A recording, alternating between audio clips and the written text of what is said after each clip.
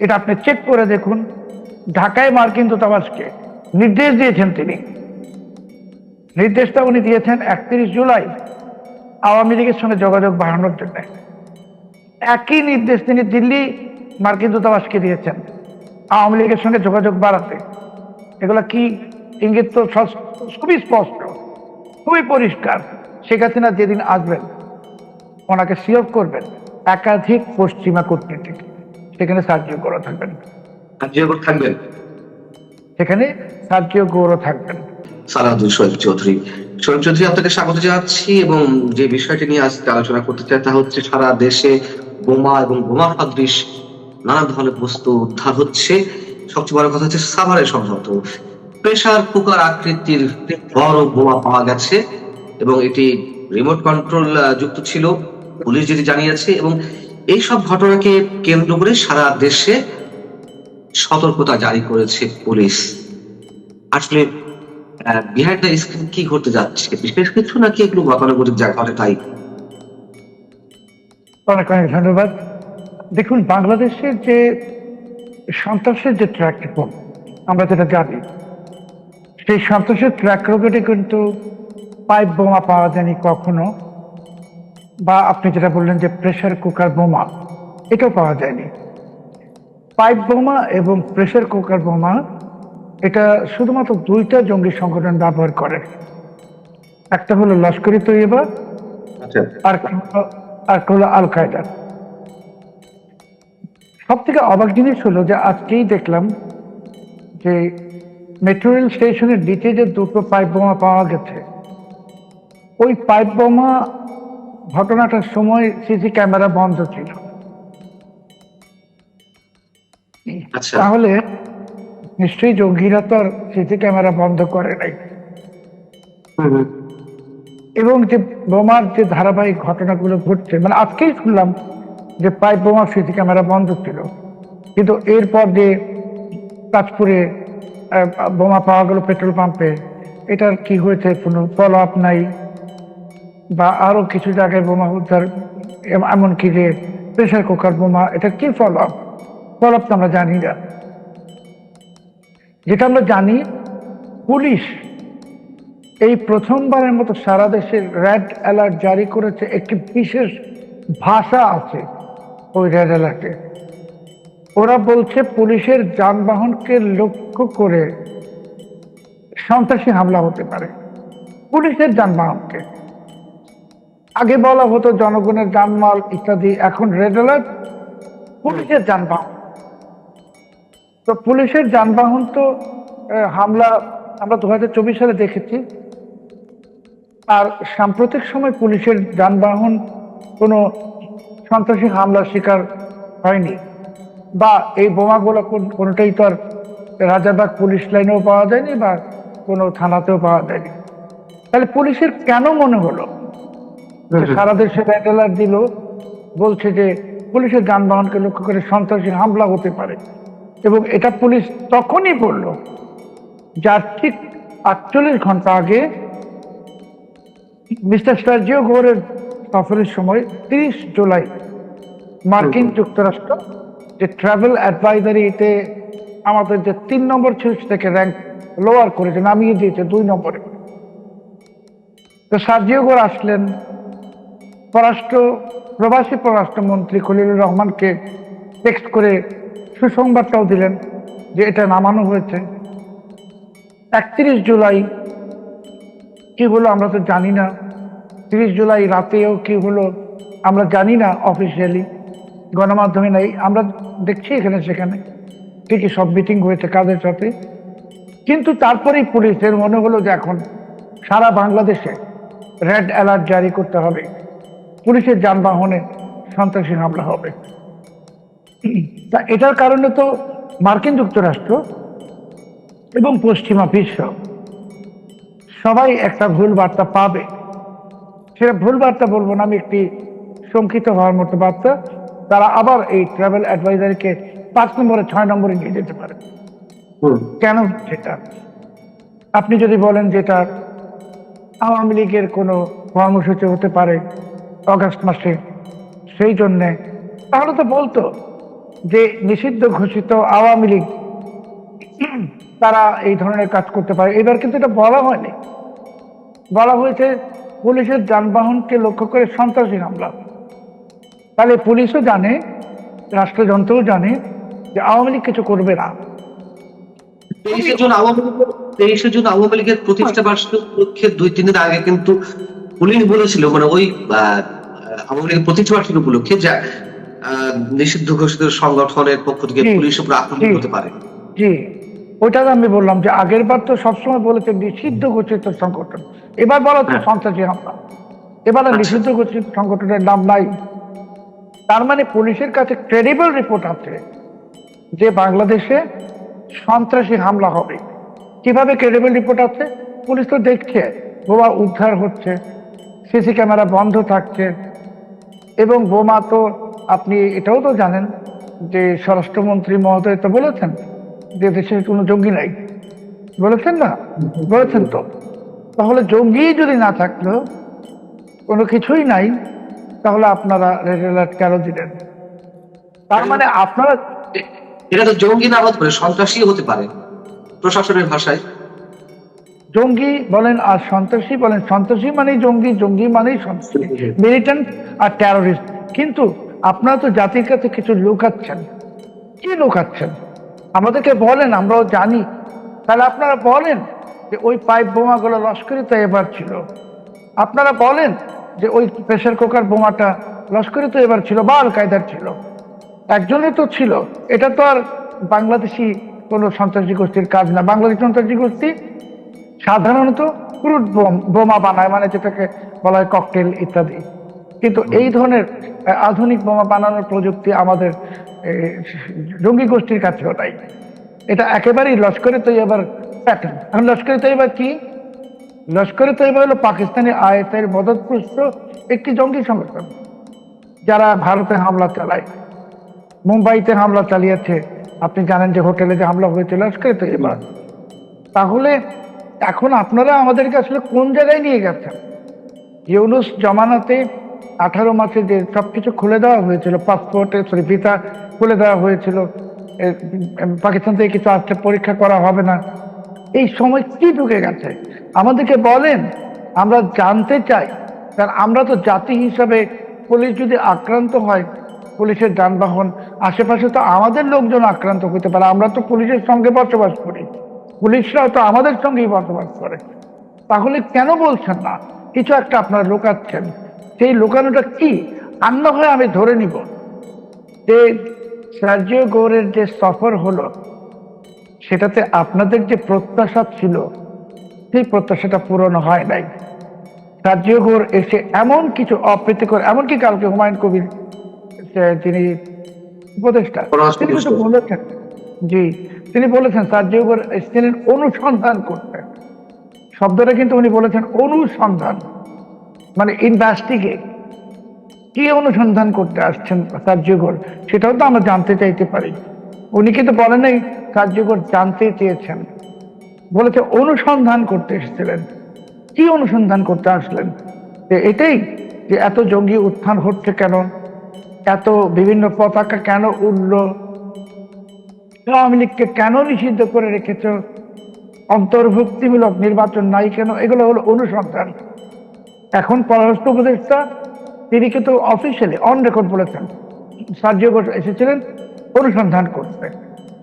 তাহলে তারপরে সার্জিও গোর আপনারা যে ডিনারের আমন্ত্রণ জানিয়েছিলেন, যেটা কেউ তো বলছে না, সেই ডিনারে তো আপনারা কিছু লোককে ইনভাইট করেছিলেন। সেখানে তো গ্রাম প্রশাসনের অপছন্দের লোকরা ছিল ওই তালিকায়। সেই জন্য তো সার্জিও গোর ডিনার অ্যাটেন্ড করেন নাই। সেটা বলেন না কেন? আমরা শুনতে চাই উনি ডিনারটায় যাননি কেন? আপনারা কাকে নিতে চেয়েছিলেন সেখানে? আপনার সেই মহামহিমকে কেন নিতে চাইলেন? মহামহিমের লোকদেরকে কেন নিতে চাইলেন? কি প্রেম? আপনি যদি খোলাসা করবেন যে কাদের যাওয়ার কথা ছিল এবং কাদের কারণে সার্জিও গোর ওই ডিনারে যেতে চাননি, বিধায় সেটি বাতিল হয়েছে। ওই ডিনারে তো মহামহিম বলতে কে? মোহাম্মদ ইউনুস। ওই ডিনারে শফিকুল আলমের যাওয়ার কথা ছিল, ওই ডিনারে আসিফ নজরুলের যাওয়ার কথা ছিল, ওই ডিনারে আলী জাকেরের যাওয়ার কথা ছিল। তাহলে এই যে লোকগুলাকে আপনারা দিচ্ছিলেন, এই জন্যই তো সে ডিনার অ্যাটেন্ড করে নাই। ডিনার অ্যাটেন্ড করে নাই, না করে সে ফিরে গেছে।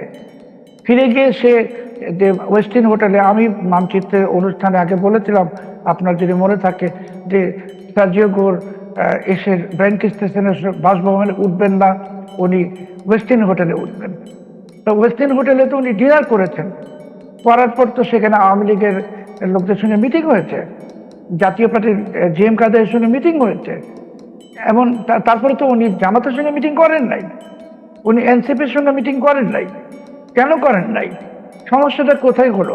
আপনারা তো এটা লুকাচ্ছেন আমাদের কাছে। পরের দিন যে দীনেশ ত্রিবেদীর সঙ্গে 1 ঘন্টা বৈঠক হলো, 1 ঘন্টা রুদ্ধদ্বার, যে বৈঠকে এমনকি ব্রায়ান ক্রিস্টেনসেনকেও অ্যালাউ করা হয় নাই।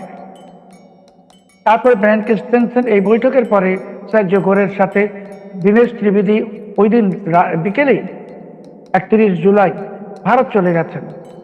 আমি ভারতের সাংবাদিকদের সাথে বা বিভিন্ন জায়গায় যোগাযোগ করে যতটুকু জানতে পেরেছি, ওই বৈঠকে খুবই গুরুত্বপূর্ণ বিষয় কিছু আলোচনা হয়েছে, এবং সেই আলোচনার পরিপ্রেক্ষিতেই দীনেশ ত্রিবেদী ভারত গিয়েছিলেন।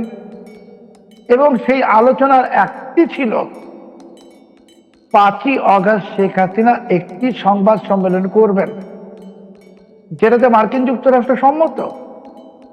যার কারণে দীনেশ ত্রিবেদী গেলেন 31 তারিখ। 1 তারিখে ঘোষণা আসছে শেখ হাসিনা ফরেন করেসপন্ডেন্স ক্লাবে এবার সংযুক্ত হবেন, উনি এবার রেকর্ডেড ভার্সন বাজাবেন না। তো আপনারা তো আমাদের কাছে লুকাচ্ছেন ক্রমাগত। কি লুকাচ্ছেন? যে আমেরিকা আপনাদের হাত ছেড়ে দিয়েছে, এটা আমরা জানি।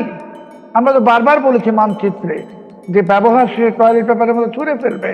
তো আপনারা বলুন যে আপনাদেরকে ছুঁড়ে ফেলেছে, আমরা আপনাদের তো সাথে আছি। আপনারা যে ভুলগুলো করেছেন সেটা স্বীকার করেন, 3 গুণ দামে এলএনজি কেনা বন্ধ করেন, কারণ আপনাদেরকে তো আর আমেরিকা রাখতেছে না, বাদ দিয়েছে। এখন ভারত আমেরিকা একই অক্ষে চলে আসছে, সাথে রাশিয়াও আছে। খুবই অবাক ঘটনা যে রাশিয়া বাংলাদেশের সঙ্গে রূপপুর পারমাণবিক বিদ্যুৎ কেন্দ্রের পেমেন্ট ভারতীয় মুদ্রায় চাই। ভারতীয় মুদ্রায় কেন চাই? ওরা ডলারে নিবে না, ওরা তো ডলারের জন্য নিষিদ্ধ। তো ভারতীয় মুদ্রায় চায় মানে কি?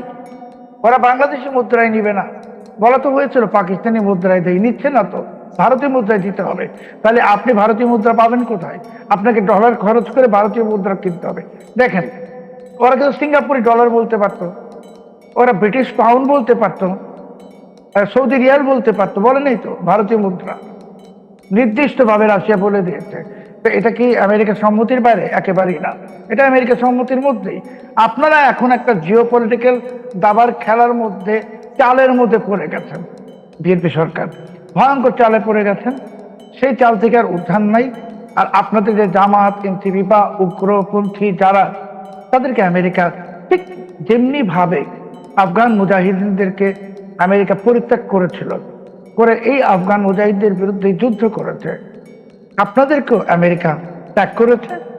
এতদিন যারা ভেবেছিলেন যে আপনাদের মাথার উপর আমেরিকা আছে, আপনারা বাংলাদেশে কি কি সব জিন্দাবাদ স্লোগান দিচ্ছিলেন, পতাকা ওড়াচ্ছিলেন, কি কি সব করবেন, কোন কোন দেশ দখল করবেন, সব শেষ, গল্প শেষ। এখন আপনাদের অবস্থাটা ঠিক আফগান মুজাহিদিনদের মতো, আপনাদেরকে ব্যবহার করা শেষ হয়ে গেছে। ইউনুসকে আগেই ডিসপোজ করেছে অফ, এখন জামাত ইসলামীও শেষ, বিএনপিও শেষের পথে। পথ একটাই, অন্তর্ভুক্তিমূলক রাজনীতির পথ খুলেন এবং আরেকটা নির্বাচন দেন। সেই দাবি আসছে, এই আমেরিকার পক্ষ থেকে সেই দাবি আসবে। আপনাকে আমি আজকে এখানে বলে রাখলাম, রেকর্ড করা থাকলো, 27 সালে নির্বাচন দিতে হবে, সেই দাবি আমেরিকা তুলবে। কারণ আমেরিকা, শেষ করুন, শেষ করুন। আমেরিকা হাত ছেড়ে দিয়েছে। আমি পান্না ভাই আপনাকে বলেছিলাম যে এরা তো, ইউনুস তো আমেরিকাকে দলিল দিয়ে গেছে, পজিশন দিতে পারে নাই। এখন আমেরিকা ব্যবসা করবে, শেখ হাসিনা সমতার ভিত্তিতে ব্যবসা করবে আমেরিকার সাথে। কেন? আমেরিকা তো আওয়ামী লীগের শত্রু না। এবং সার্জিও গোর যে বার্তাটা দিয়েছেন, আরেকটা কথা আমি আপনাকে বলছি, এটা আপনি চেক করে দেখুন। ঢাকায় মার্কিন দূতাবাসকে নির্দেশ দিয়েছেন তিনি, নির্দেশটা উনি দিয়েছেন 31 জুলাই আওয়ামী লীগের সঙ্গে যোগাযোগ বাড়ানোর জন্য। একই নির্দেশ তিনি দিল্লি মার্কিন দূতাবাসকে দিয়েছেন আওয়ামী লীগের সঙ্গে যোগাযোগ বাড়াতে। এগুলা কি ইঙ্গিত তো খুবই স্পষ্ট, খুবই পরিষ্কার, যে যারা এতকাল ভেবেছিলেন তারা আমেরিকার মিত্র, তারা এখন আফগান মুজাহিদিনদের মতো অবস্থা, অথবা মিশরের মুসলিম ব্রাদারহুডের অবস্থা। কথা আপনি আগেও বলেছেন, কিন্তু আজকে যেভাবে আপনি বলছেন 27-এর মধ্যে নির্বাচন দিতে হবে, যুক্তরাষ্ট্র সেটি চায়, আপনি এতটা বোল্ডলি কেন বলছেন, এতটা নিশ্চিত হয়ে কেন বলছেন 27-এর মধ্যে একটা নির্বাচন যুক্তরাষ্ট্র চাই? মানে আপনার সোর্স কি এতটাই স্ট্রং, নাকি শুধুমাত্র ইকুয়েশনের জায়গা থেকে আপনি বলছেন? আমি তো সৌভাগ্যটা হয়নি মানচিত্রে আসার বেশ কয়েকদিন। আমি অন্যগুলো প্ল্যাটফর্মে বলেছিলাম যে দীনেশ ত্রিবেদীর সঙ্গে সার্জিও করে ঢাকায় মিটিং হবে। আমি মানচিত্রও মনে বলেছি, এটা কিন্তু কেউ বলেনি, বলেছি। এবং আমি এই কথাটাও বলেছিলাম, আপনার যদি মনে থাকে, যে সার্জিও গোর আওয়ামী লীগের সঙ্গে মিলে যাচ্ছেন, যোগাযোগ রাখছেন শেখ হাসিনার সঙ্গে নিয়মিত, এই কথাটাও বলেছিলাম। সেটা মানচিত্রে বলেছি না কোথায় বলেছি। আপনারা এখন কি দেখছেন? দিনে 30 জনের বৈঠক হয়েছে না? হয়েছে। আওয়ামী লীগের সঙ্গে বৈঠক হয়েছে না? হয়েছে। টিএম কাদের সঙ্গে বৈঠক হয়েছে না? হয়েছে। জামাত এনসিপির সঙ্গে বৈঠক করেনি। তাহলে বার্তা, আপনার যদি সোর্স বলেন, হ্যাঁ আমার সোর্স তো এতটাই স্ট্রং যে আমি বলছি তো যে এইবার সাহায্যকর দাবি করে গেছেন উত্থাপন, অন্তর্বর্তীমূলক রাজনীতি, এরপরই শেখ হাসিনা বাংলাদেশে আসলে দেখবেন দাবি আসবে নির্বাচন, নিশ্চিত থাকতে পারেন। আরেকটি নির্বাচন সেটা 2027 সালে দিতে হবে। আমি আরেকটু ব্যাখ্যা চাই আপনার কাছ থেকে। 27-এর মধ্যে নির্বাচন দিতে হবে, মধ্যবর্তী নির্বাচন যুক্তরাষ্ট্র এটি চাইছে, কেন চাইছে? মানে যুক্তরাষ্ট্রের সঙ্গে বাংলাদেশের যে কথিত বাণিজ্য চুক্তি, সেই চুক্তি জায়গা থেকে তো আমরা সবাই বলছি যে আমরা দাস অনুদাসে পরিণত হয়েছে। যুক্তরাষ্ট্র যা চাইবে আমাদেরকে তাই করতে হচ্ছে বা করতে হবে। বোয়িং কেনা থেকে শুরু করে আরো অন্য অনেক কিছু এর মধ্যে হয়েছে। তাহলে কেন যুক্তরাষ্ট্র এখন বিএনপি সরকারকে চাইছে না, অথবা তারা মধ্যবর্তী একটা নির্বাচনের দাবি করতে পারে? যুক্তরাষ্ট্র আমাদের কাছে বিক্রি করবে, তাহলে বিক্রি করলে আমাদের তো টাকা থাকতে হবে কেনার মতো। আমরা তো বিদেশি কোনো ঋণ পাবো না, এশীয় উন্নয়ন ব্যাংক, বিশ্ব ব্যাংক কেউ টাকা দিবে না। চায়নার যে কোম্পানিটা টাকা দিতে চেয়েছিল মংলা বন্দরের পাশে স্পেশাল মিলিটারি কমপ্লেক্সের জন্য $265 মিলিয়ন নাকি $507 মিলিয়ন, তো সেই কোম্পানিতে তো আমেরিকার ব্ল্যাক লিস্টেড। আপনি চায়না থেকে টাকা নিতে পারবেন না। টাকা আপনাকে বিদেশি ওয়ার্ল্ড ব্যাংক থেকে নিতে হবে, আইডিবি থেকে নিতে হবে। আমেরিকা বুঝে গেছে যে ওই সংস্থাগুলো বিএনপিকে টাকা দিবে না, বিকজ পলিটিক্যাল স্টেবিলিটি নাই, অন্তর্ভুক্তিমূলক রাজনীতি নাই, পলিটিক্যাল স্টেবিলিটি ছাড়া কেউ টাকা দিবে না। আর আপনি যে একটা আমি দামি সংসদ বানিয়ে রাখছেন জামাতকে দিয়ে ইত্যাদি, এটা দিয়ে আসলে কৃত্রিম, জামাতকে তো বিশ্বাস করতেছে না আন্তর্জাতিক অর্থ ঋণ দানকারী প্রতিষ্ঠানগুলো, বিএনপিকে ওরা। তাহলে যারা ঋণ নিয়েছে 17 বছর 15 বছর, বছরের পর বছর, সেই পরিবেশটা সৃষ্টি করতে হবে। হাজার হাজার কারখানা বন্ধ হয়ে গেছে, একটা কারখানা খুলছে না। বাংলাদেশের বস্ত্র খাতের যে রপ্তানি কমে যাচ্ছে, প্রতিদিন কমে যাচ্ছে। তো আমেরিকা তো শঙ্কিত, কারণ ওরা তো বিক্রি করবে, আপনি টাকা দিয়ে কিনতে হবে। টাকাই আপনার না থাকলে আমেরিকা কি বিক্রি করবে? আপনাকে তো ফ্রিতে কিছু দিবে না। এই জন্য আমেরিকা চাচ্ছে এমন একটা অ্যাটমসফিয়ার বাংলাদেশে, যে অ্যাটমসফিয়ারকে আন্তর্জাতিক বিশ্ব আস্থায় নিবে, ওয়ার্ল্ড ব্যাংক আস্থায় নিবে, এডিবি আস্থায় নিবে, টাকা দিবে, বিদেশি বিনিয়োগ আসবে, আমেরিকা ব্যবসা করবে। ব্যবসা করতে তো আমাকে কেউ ফ্রি অফ কস্ট দিবে না। বিএনপি সরকার টাকা পাচ্ছে না, এটা আমেরিকা শিওর হয়ে গেছে। 5.5 মাস 6 মাস হয়ে গেছে, কোনো টাকা পায়নি। ইউনুস তো পায়ই নাই, ভবিষ্যতেও পাবে না। আমেরিকা এই জন্য অস্থির হয়ে গেছে যে ব্যবসা করার যে একটা তাদের আকাঙ্ক্ষা, বিক্রি করার, কি বিক্রি করবে, কার কাছে বিক্রি করবে? টাকা তো নাই। এটাই হলো মূল কারণ। কিন্তু পাল্টা বক্তব্য তো শোনা যায়, আপনি যে কথাগুলো বলছেন তার পাল্টা বক্তব্য তো অনেক আগে থেকেই আছে, যে নতুন কিছু নয়, যে মার্কিন ডিপ স্টেট আবার জামায়াতকে ক্ষমতা আনতে চায়, এবং মার্কিন এক সাবেক ডিপ্লোম্যাট, তার একটি অডিও বের হলো, তারা এই নির্বাচনে জামাতকে চেয়েছিল। এইগুলো তাহলে কোন ধরনের ডিজাইন? আসলে কে কোন দিকে হাঁটছে? মার্কিন এম্বাসির যে অডিও বার্তাটা লিক হলো, এটা মার্কিন এমবেসি ইচ্ছা করে লিক করে দিয়েছে। কারণ আপনিও তো আমেরিকান এমবেসিতে গেছেন, ওখানে তো কোনো ইলেকট্রনিক ডিভাইস নিয়ে যাওয়া যায় না। তো ওটা তো ওরাই লিক করেছে। ওয়াশিংটন পোস্ট ওই রিপোর্টটা চেপেছে, মানে একটা অসমর্থিত সূত্র থেকে একটা অডিও কথা একজন লোকের, সে কে সে পরিচয় নাই, ওয়াশিংটন পাবলিশ করে দিয়েছে। কেন? জামাতকে কনফিডেন্স দেওয়ার জন্য যে তোমরাই ক্ষমতায় আসছো, নির্বাচনে অংশ নাও। কারণ এটা আমেরিকা জানতো যে জামাত যদি সক্রিয় না হয় নির্বাচনটা ইউনুস দিবে না। আমেরিকা তো চাইছিল যে ইউনুসকে তো পরিস্থিতি বাইডেন প্রশাসন, তো এখন এখান থেকে বের হয়ে আসার জন্য একটা নির্বাচন এবং বিএনপিকে ক্ষমতায় আনা। আমেরিকা জানতো বিএনপি ক্ষমতায় আসবে, কিন্তু জামাতকে একটি ভুল স্বপ্ন দেখানো হচ্ছে। কি স্বপ্ন? যে নির্বাচনে তোমরা জিতবা, যেমনি ভাবে ইউনুসকে আর একটা স্বপ্ন দেখানো ফাইন, হচ্ছে। আমি আপনার যুক্তি বুঝতে পারছি, কিন্তু কিন্তু ডিপ স্টেটের তো একটা খেলা রয়েছে, এবং যে খেলার মাধ্যমে একটা প্রাথমিক পর্বে আমরা দেখলাম যে আওয়ামী সরকারের পতন। যদি খেলা নাই থাকে তাহলে তো পতনটা এইভাবে হতো না। তাহলে তারা কি চায় আসলে? আওয়ামী লীগ সরকারের পতন তো ডিপস্টেট ঘটিয়েছে।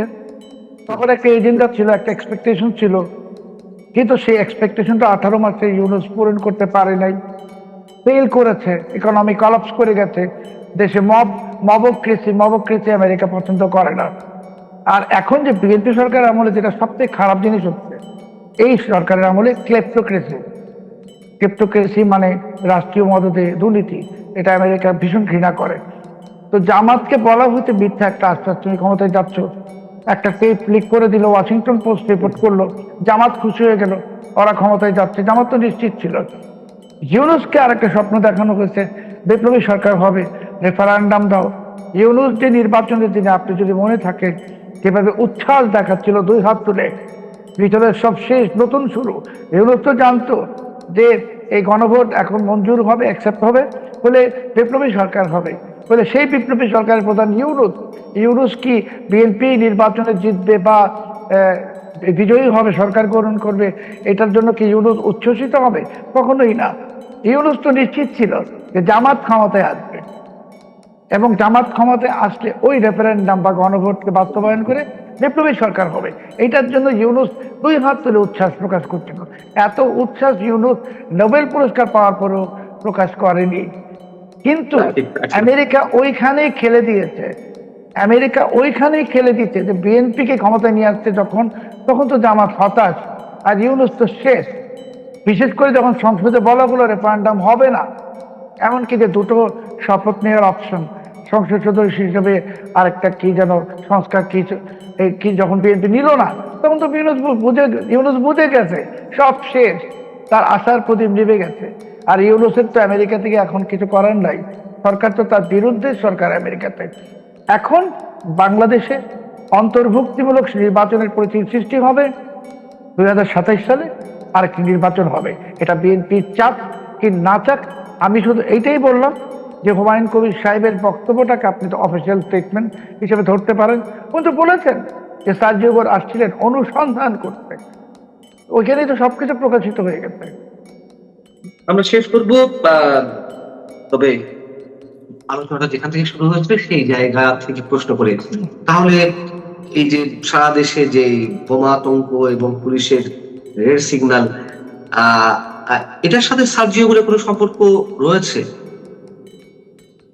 এই বোমাগুলা আগে প্রথম দিকে হয়তো ঘটানো হয়েছে কার্যকরের সিম্পিথি পাওয়ার জন্য, আমার মনে হয়, যেটা আওয়ামী লীগও করেছে, যে জঙ্গি টুঙ্গি হচ্ছে, মানে একটু যদি ভালো সম্পর্ক হতো, ডিনারটা খেত, ভালোবাসা থাকতো, তাহলে বলতো যে এগুলো দমন করব।